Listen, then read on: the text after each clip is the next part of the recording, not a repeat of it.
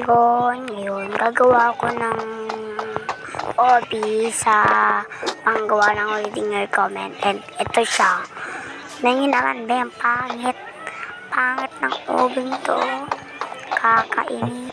Ayan guys. Ayan, tingnan nyo. Pangit ng OB. Mukhang ano to Ay, nahulog na naman. Kaya na ba hulog-hulog? And mag-OB tayo. Try na natin. So, kumuha akong gamit. Torch. Kuha tayo torch. Ayan.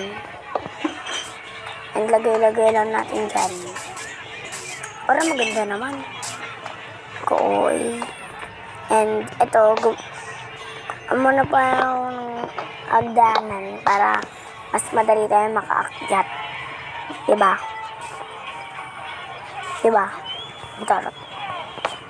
And ito, hirap. Okay.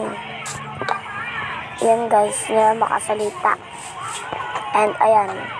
Guys, sa part 3 pala natin reading your comments sa Minecraft. Sa susunod na lang, busy ako dito. Kakagawa ng mga 8 minutes. So,